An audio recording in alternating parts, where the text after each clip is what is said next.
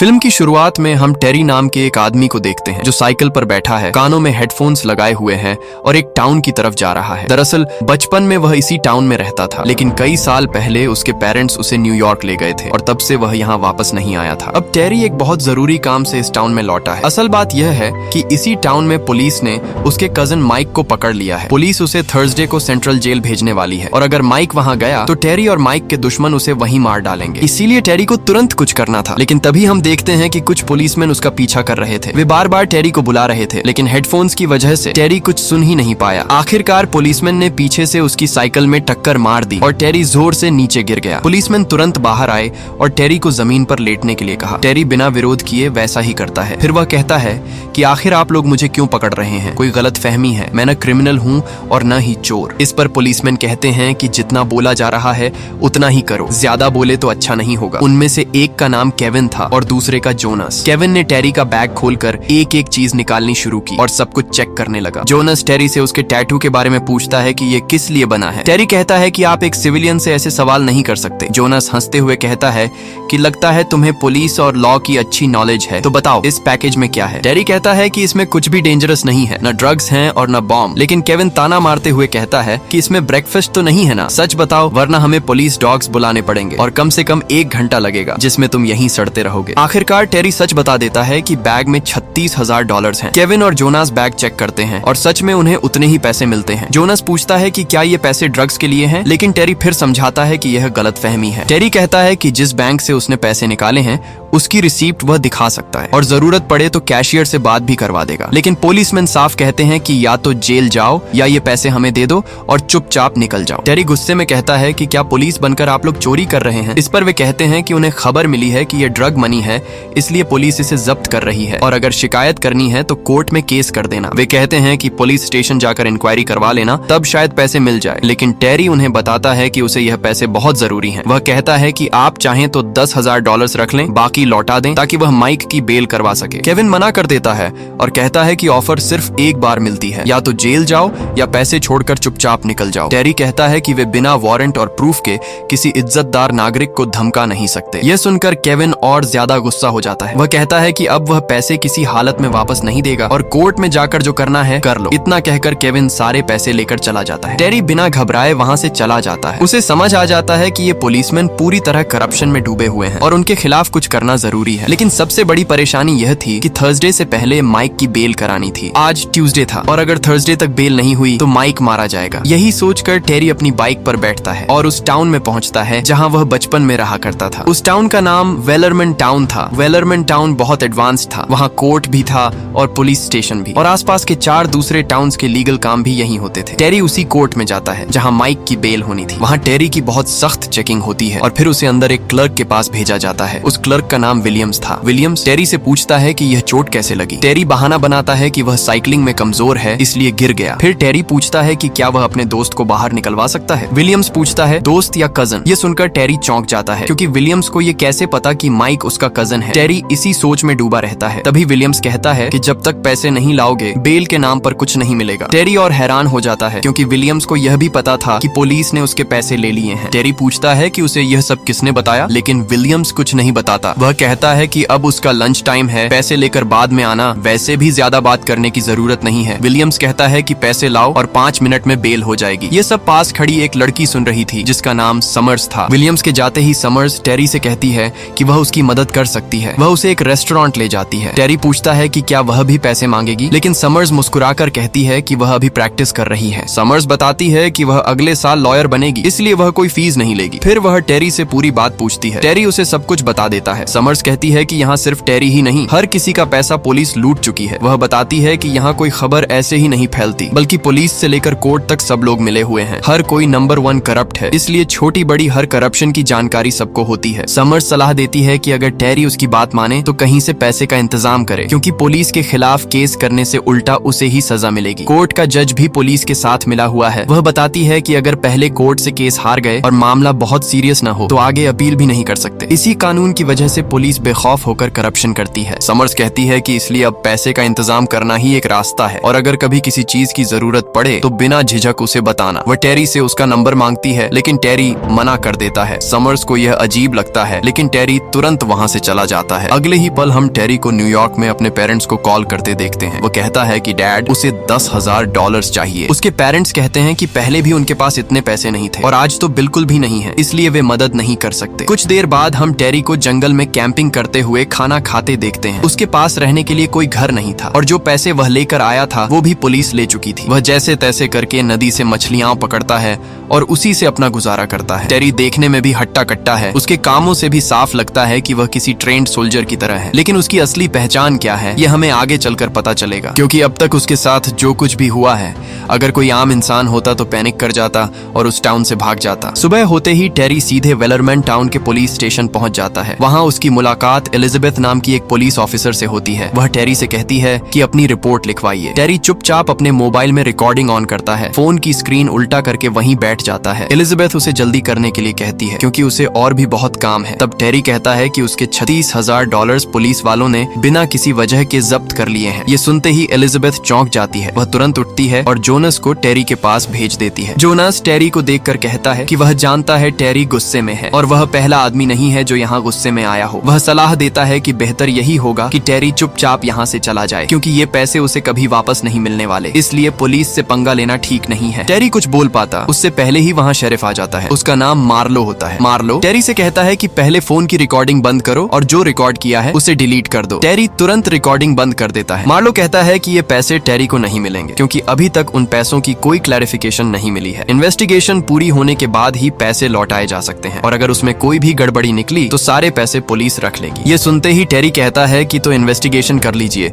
1 घंटे का ही काम है, लेकिन आप लोग एक दिन से मुझे बेइज्जत कर रहे हैं। मार्लो कहता है कि उन्हें टेरी को परेशान करने का कोई शौक नहीं है, लेकिन उनसे ऊपर जो डेप्यूटी है वह बहुत करप्ट आदमी है। मार्लो बताता है कि वही डेप्यूटी उन्हें यह सब करप्शन करने के लिए मजबूर करता है। जैसे ही इन्वेस्टिगेशन पूरी होगी फिर भी डेप्यूटी उन्हें चैन से नहीं रहने देगा। टेरी को यह सुनकर बहुत हैरानी होती है कि कोई अपनी नौकरी दांव पर लगाकर किसी और के लिए करप्शन क्यों करेगा, लेकिन टेरी को सिर्फ माइक की बेल करानी थी। वह कहता है कि ठीक है, वह इन्वेस्टिगेशन के बारे में कुछ नहीं पूछेगा, उसे सिर्फ $10,000 चाहिए, बाकी के 26,000 पुलिस रख ले। वह इन्हीं पैसों से अपने कजन माइक की बेल करवा लेगा। यह सुनकर मार्लो कहता है कि अगर उसे पहले ही बता दिया जाता कि पैसे माइक की बेल के लिए हैं, तो इतनी परेशानी ही नहीं होती। मार्लो एक ऑफर देता है कि अगर कोर्ट में माइक की बेल हो जाती है तो पुलिस ही उसे छोड़ेगी। वह कहता है कि टेरी को थर्सडे की सुबह यानी कल सुबह 9 बजे से पहले आना होगा। किसी को भी शक नहीं होगा और माइक को जेल वाली बस से उतार कर टेरी के साथ भेज दिया जाएगा, लेकिन इसके बाद टेरी को वेलरमैन टाउन में कहीं भी नहीं भटकना होगा। मार्लो साफ कहता है कि सबको यही लगेगा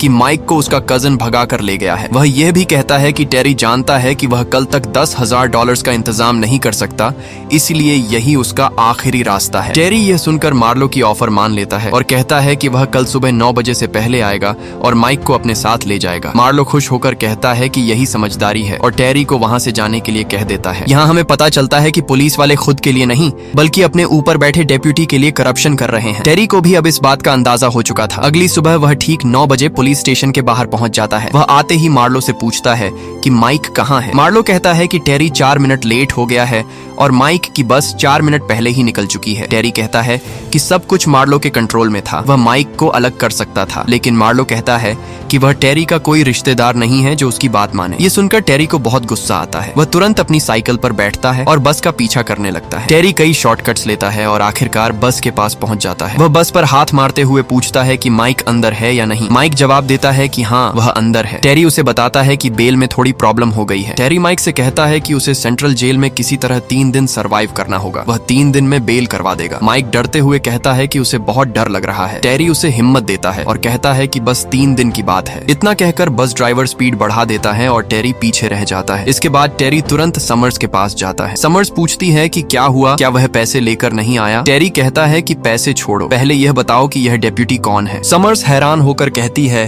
कि उसने कभी किसी डेप्यूटी के बारे में नहीं सुना। वह पूछती है कि टेरी को यह बात किसने बताई। टेरी बताता है कि मार्लो ने। यह सुनते ही समर्स समझ जाती है कि मार्लो झूठ बोल रहा है। समर्स बताती है कि असल में मार्लो ही सबसे बड़ा और सबसे ज्यादा करप्ट आदमी है। उसके बाद जज और फिर छोटे अफसर आते हैं। वह टेरी को चेतावनी देती है कि मार्लो से उलझना ठीक नहीं है। टेरी सवाल करता है कि वह समर्स की बात क्यों माने। तब समर्स बताती है कि उसकी एक बेटी है, वह यहीं रहती है और उसके हस्बैंड की मौत हो चुकी है। वह बहुत मुश्किल से अपनी बेटी को पाल रही है और टेरी से झूठ नहीं बोल रही। टेरी को समझ नहीं आता कि अब वह क्या करे। उसके पास खाने तक के पैसे नहीं थे। जो कुछ था पुलिस ने जब्त कर लिया था। अगर उसने जल्दी कुछ नहीं किया तो माइक मारा जाएगा। दूसरे सीन में हम केविन और जोनस को देखते हैं जो मार्लो को टेरी के बारे में बताते हैं। वे कहते हैं कि टेरी एक रिटायर्ड आर्मी ऑफिसर है लेकिन कभी वॉर में नहीं गया, इसलिए वह खतरनाक नहीं है। वे बताते हैं कि टेरी 2017 में रिटायर हुआ था और अब एक रेस्टोरेंट में काम करता है। वे समझते हैं कि टेरी सिर्फ देखने में ताकतवर है, अंदर से कमजोर है। लेकिन उन्हें नहीं पता था कि टेरी ब्लैक ऑप्स का मेंबर रह चुका है। उसकी सीवी में लिखा था कि वह मैकनैब रह चुका है, लेकिन मार्लो और जोनस को मैकनैब का मतलब नहीं पता था। वे एलिजाबेथ से कहते हैं कि मैकनैब के बारे में सर्च करे। तभी वे देखते हैं कि टेरी पुलिस स्टेशन के सामने आ चुका है। ये देखकर तीनों हैरान हो जाते हैं। मार्लो बाहर आकर टेरी से बात करता है और कहता है कि अब टेरी को उसकी असलियत पता चल गई होगी। मार्लो कहता है कि उसे मजा आता है जब लोगों को उसकी सच्चाई पता चलती है, लेकिन टेरी बिल्कुल भी पैनिक नहीं करता। वह मार्लो से आखिरी बार कहता है कि उसके पैसे लौटा दे, वरना किसी के लिए भी अच्छा नहीं होगा। मार्लो हंसकर कहता है कि एक बूढ़ा रिटायर्ड आर्मी ऑफिसर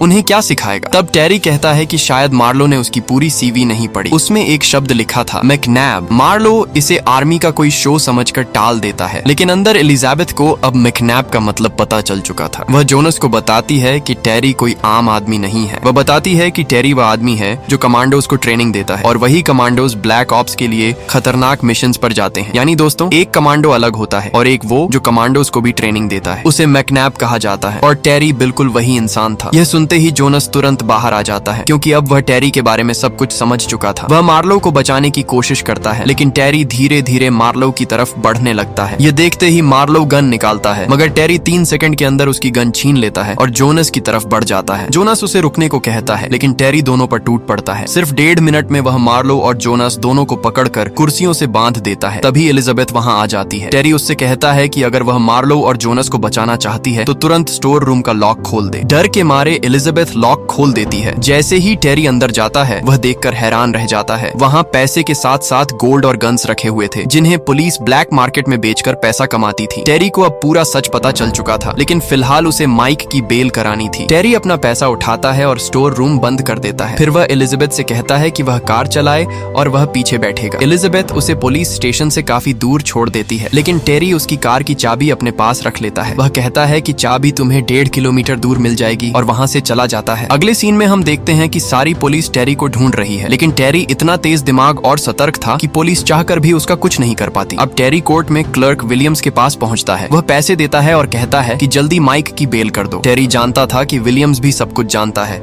इसलिए वह जानबूझकर देर करता है। इसी वजह से पुलिस कोर्ट में पहुंच जाती है और टेरी को पकड़ लेती है। उसे पुलिस स्टेशन ले जाने के बजाय कोर्ट के बेसमेंट में लाया जाता है। वहाँ केविन टेरी से कहता है कि वह जानता है टेरी मार्लो से बदला लेना चाहता है। केविन बताता है कि वह खुद भी कभी ऐसा चाहता था, लेकिन अकेला कुछ नहीं कर सका। वह कहता है कि टेरी सबसे ताकतवर है, इसलिए वह उसकी मदद कर रहा है। केविन समझाता है कि मार्लो कुछ नहीं करता, वह सब जज के कहने पर करता है। इसलिए अगर टेरी बचकर निकला तो उसे सीधे जज के पास जाना चाहिए। अगले सीन में टेरी को पुलिस कार में मार्लो के घर ले जाया जाता है। मार्लो घर से निकलकर आगे की सीट पर बैठता है और कार हॉस्पिटल की तरफ जाती है। मार्लो कहता है कि उसे पता है टेरी ने स्टोर रूम खाली कर दिया है। वह बताता है कि यहाँ सिर्फ वही नहीं बल्कि पुलिस और कोर्ट में काम करने वाला हर आदमी करप्ट है। मार्लो टेरी को 2 ऑप्शंस देता है। पहला, पैसा लेकर भाग जाओ, लेकिन वह पीछे से गोली चलाएगा। बच गए तो किस्मत, मर गए तो किस्मत। दूसरा ऑप्शन ये है कि पैसा यहीं छोड़कर चुपचाप चले जाओ और वह गोली नहीं चलाएगा। फिर मार्लो कहता है कि माइक मारा जा चुका है। यह सुनकर टेरी टूट जाता है। वह मार्लो से कहता है कि माइक उसकी वजह से मरा है, अगर पैसे पहले मिल जाते तो माइक जिंदा होता। मार्लो जवाब देता है कि उसने टेरी को मौका दिया था, माइक की मौत किसी की गलती नहीं है। वह यह भी कहता है कि टेरी हॉस्पिटल में माइक से 10 मिनट मिल सकता है। सीन कट होता है और हम माइक की लाश देखते हैं। टेरी उसके पास बैठा रो रहा होता है। उसे याद आता है कि माइक ने उससे मदद मांगी थी और वह कुछ नहीं कर सका। 10 मिनट पूरे होते हैं और टेरी वहाँ से चला जाता है। वह सीधे समर्स के घर पहुँचता है। समर्स उससे पूछती है कि अब क्या करना है। टेरी कहता है कि वह माइक की मौत का बदला लेगा, लेकिन खून से नहीं बल्कि दिमाग से। अगले सीन में टेरी एक ट्रक चुराकर टाउन से बाहर जा रहा होता है। जाता है। 2 पुलिस कार्स उसे रोकती हैं। जोनस उतरकर पूछता है कि यह ट्रक कहां से लाया। टेरी कहता है कि यह मेरे दोस्त का ट्रक है। जोनस कार के पेपर्स मांगता है जो टेरी के पास नहीं होते। उसके बाद जोनस हमला करता है। एक गोली टेरी को छूकर निकल जाती है, लेकिन टेरी 7 सेकंड में जोनस को काबू में कर लेता है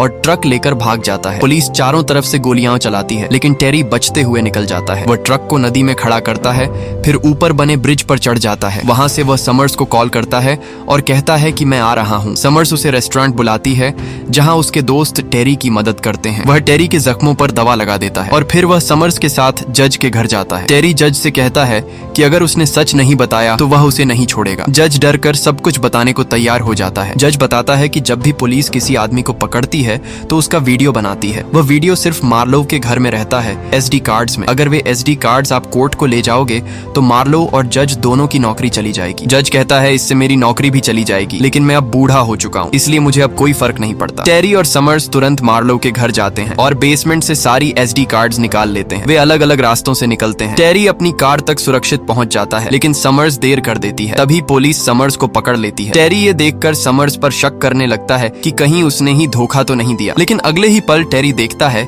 कि कुछ पुलिस ऑफिसर्स समर्स को अपनी कार में ले जा रहे हैं। टेरी बिना लाइट जलाए बहुत चालाकी से उस कार का पीछा करने लगता है। वह देखता है कि कार एक सुनसान फार्म हाउस के पास रुकती है। वहां समर्स को बाहर निकाला जाता है और उसे बेहोशी का इंजेक्शन देकर दूसरी कार में डाल दिया जाता है। ये देखते ही टेरी पूरी रफ्तार से अपनी कार दौड़ाता है और पुलिस कार को जोर से टक्कर मार देता है। टेरी तुरंत बाहर निकलता है और उस पुलिसमैन को 3 बार मारता है। फिर वह रेडियो चालू करने को कहता है। डर के मारे पुलिसमैन वैसा ही करता है। टेरी रेडियो पर मार्लोव से कहता है कि वह कल सुबह 7 बजे रेबल रिज पर सरेंडर करेगा, लेकिन बदले में समर्स को छोड़ना होगा। मार्लोव यह सुनकर डील मान लेता है। अगली सुबह हम देखते हैं कि पूरी पुलिस फोर्स अपनी अपनी पोजीशन पर खड़ी है और टेरी का इंतजार कर रही है। पुलिस स्टेशन में मार्लोव और एलिजाबेथ दोनों मौजूद होते हैं। तभी मार्लोव को टेरी का कॉल आता है। टेरी कहता है कि वह अपनी कार में बैठा है, एक पुलिसमैन भेजो जो उसे हैंडकफ लगाकर ले जाए। केविन धीरे धीरे टेरी की तरफ बढ़ता है, लेकिन जब वह कार तक पहुंचता है तो अंदर उसका अपना ही पुलिसमैन बैठा होता है जो टेरी ने पकड़ रखा होता है। उधर टेरी अपने ट्रक से पुलिस स्टेशन के स्टोर रूम में बड़ा सा होल कर चुका होता है। टेरी का प्लान था कि वे अंदर जाकर सारे प्रूफ्स उठाएं और भाग जाए, लेकिन तभी मार्लोव वहां पहुंच जाता है। टेरी पूरी तरह ट्रेंड था, इसलिए वह मार्लोव पर फेक बुलेट चलाता है, जिससे मार्लोव जमीन पर गिर जाता है। इसी बीच एलिजाबेथ भी वहां आ जाती है। वह टेरी से कहती है कि अब वह उसे नहीं छोड़ेगी। टेरी उससे कहता है कि मुझ पर एक एहसान कर दो, मुझे गन पॉइंट पर लेकर बाहर की तरफ ले जाओ। एलिजाबेथ ऐसा ही करती है और धीरे धीरे टेरी को बाहर ले आती है। अब जोनस एलिजाबेथ से कहता है कि टेरी को गोली मार दो, कोई नहीं जानेगा कि जानबूझकर मारा या गलती से। एलिजाबेथ मना कर देती है तो जोनस खुद टेरी पर गोली चलाने वाला होता है। तभी केविन आ जाता है और उसे रोक देता है। केविन कहता है कि टेरी के पास सारे सबूत हैं